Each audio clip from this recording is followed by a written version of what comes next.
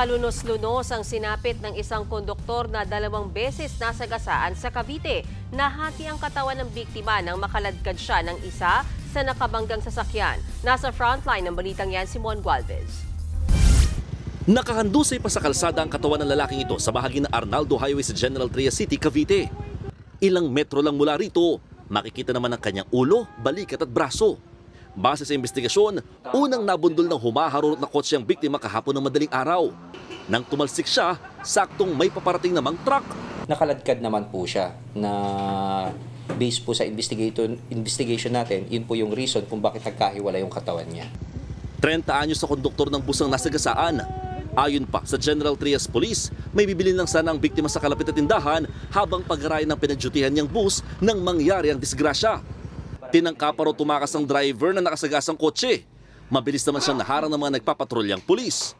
Sa tindi ng impact, basag ang bahagi ng windshield at nayupi ang bumper ng kotse.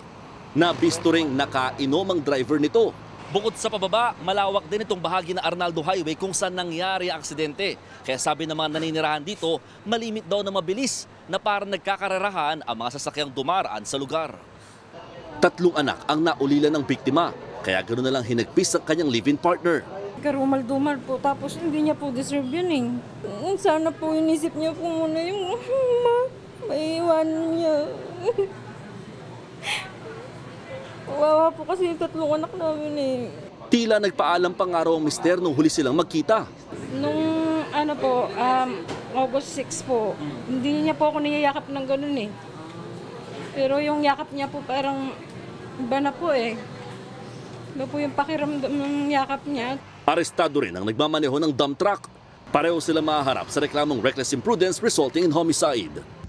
Nagbabalita mula sa frontline, Mon Gualvez, News 5. Mga kapatid, Mean Los Baños po, huwag magpahuli sa mga balita at impormasyong dapat ninyong malaman.